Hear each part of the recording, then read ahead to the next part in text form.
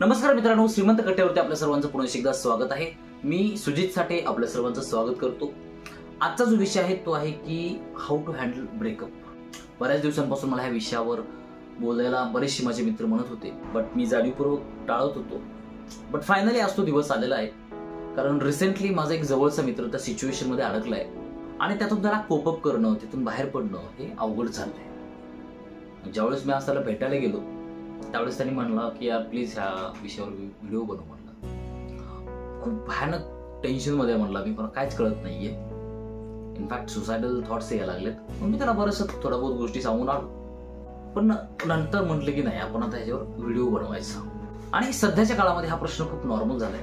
भरपूर पोरं किंवा भरपूर मुलं मुली हा प्रश्न विचारत आहेत। कसं असतं माहिती का, ज्यावेळेस आपल्याला एखादा व्यक्ती सोडून जातो त्यावेळेस आपल्याला भरपूर दुःख होतं, कळत नाही एक्झॅक्टली आता काय करायचं। कारण त्या व्यक्तीची आपल्याला सवय लागलेली असते, त्या व्यक्तीसोबत आपण टाइम स्पेंड केलेला असतो, त्याच्यासोबत काही मेमरीज असतात, त्या व्यक्तीसोबत आपण काही स्वप्न रंगवलेली असतात, काही वचनं घेतलेली असतात, आयुष्यभर साथ राहण्याचा काहीतरी वादा दिलेला असतो।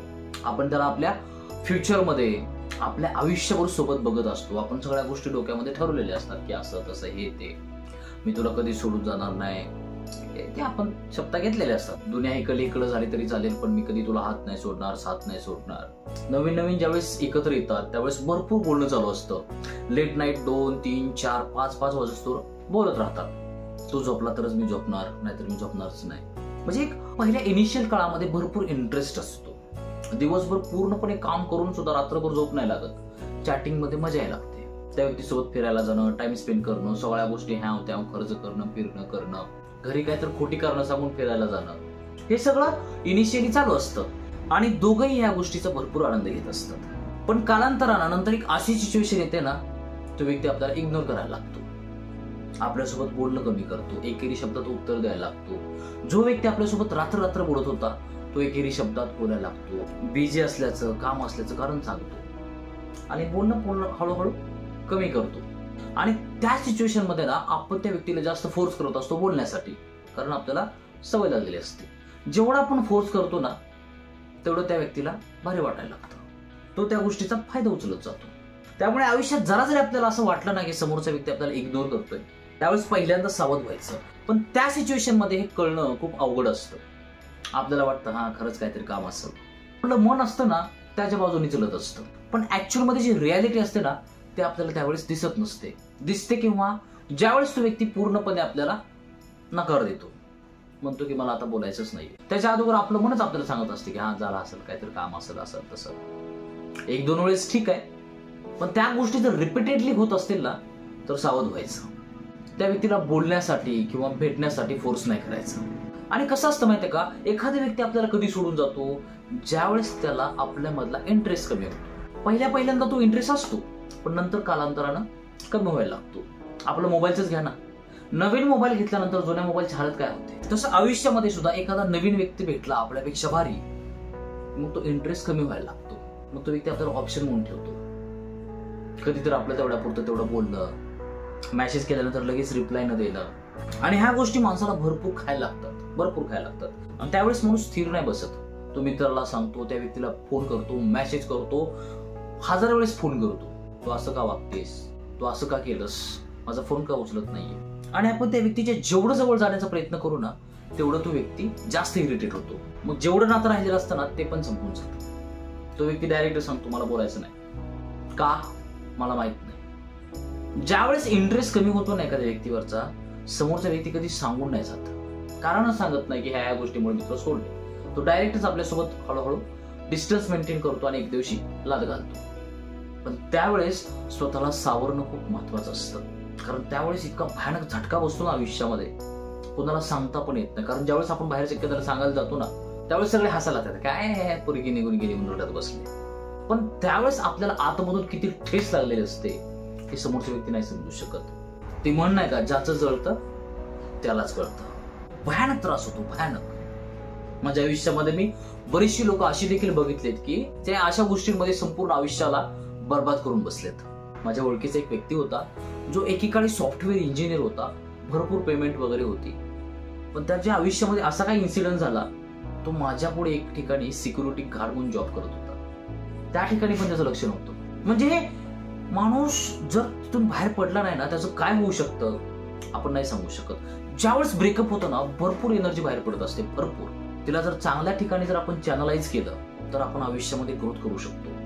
पण ती जर डिस्ट्रक्टिव्ह ठिकाणी जर आपण तिला लावलं, मग कसं असतं, ब्रेकअप झालं ना लगेच मित्र येतात, चला मान लावू.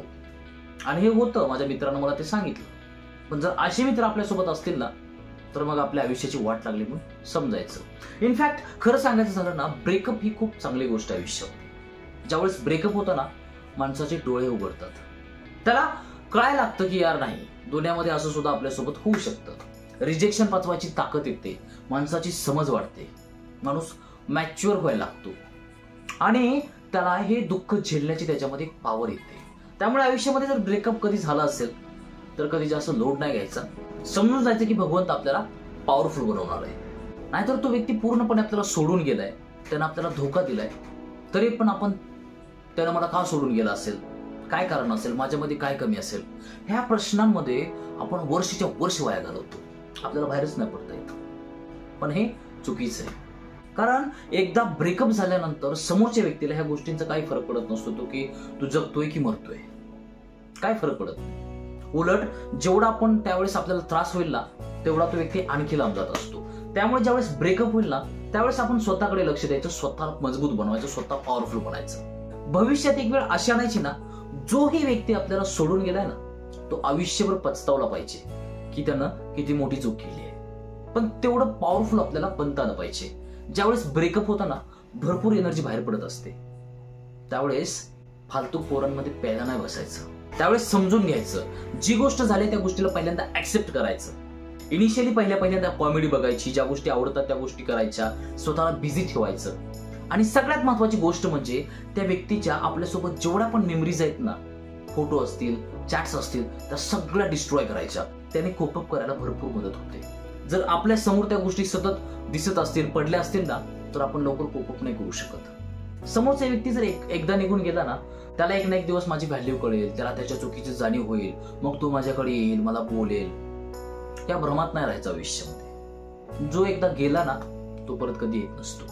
मग त्याच्या आठवणींमध्ये जास्त रडत नाही बसायचं, स्वतःकडे लक्ष द्यायचं, स्वतः पॉवरफुल बनायचं. या आयुष्यामध्ये काय आपलं पहिलेच ब्रेकअप झालेलं नसतं. असे भरपूर लोक आहेत जे ह्या सिच्युएशन मधून बाहेर पडले. अशा लोकांचे व्हिडिओज बघायचे, त्यातून बाहेर पडायला मदत होते. जो ऍक्च्युअल मध्ये आपला मित्र आहे, जो ऍक्च्युअल मध्ये आपल्याला ऐकून घेतो, अशा व्यक्तीसोबत त्या गोष्टी शेअर करायच्या.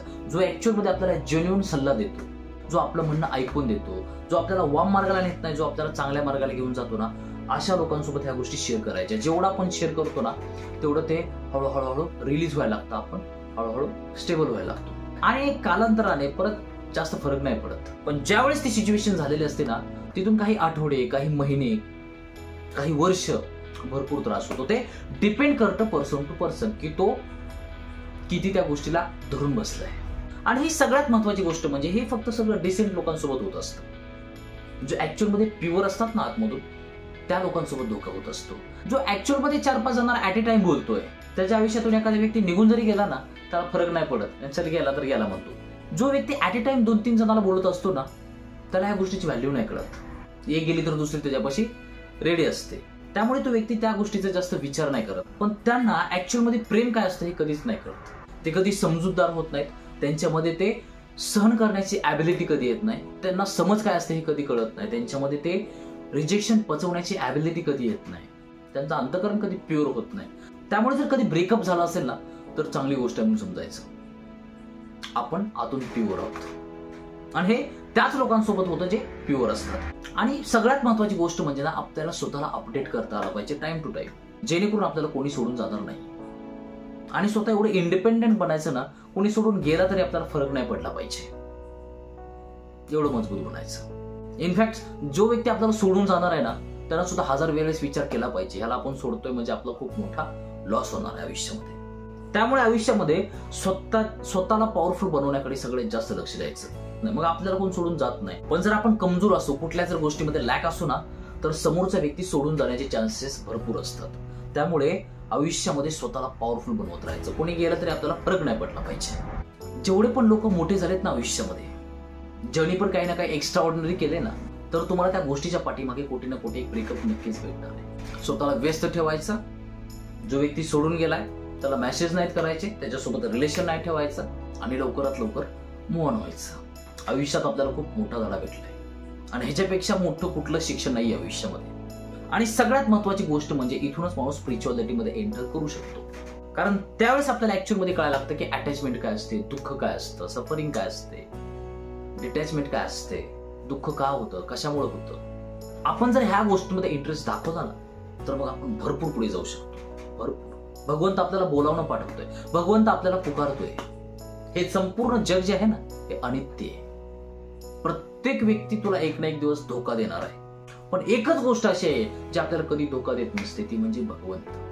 त्यामुळे आयुष्यात जर कधी ब्रेकअप झाला असेल ना तर स्वतःला खूप भाग्यवान समजा. भगवंतानं आपल्याला बोलावणं धाडलंय. पण तेव्हा पण आपल्याला जर ह्या गोष्टी कळत नसतील ना तर ते मग आपल्या आयुष्यातलं सगळ्यात मोठं दुर्भाग्य. सगळ्यात मोठं दुर्भाग्य. ब्रेकअप झाल्यानंतर संसारातल्या दुसऱ्या गोष्टींमध्ये आपण स्वतःला गुंतवू शकतो आणि आपण स्वतःला भगवंतामध्येही गुंतवू शकतो.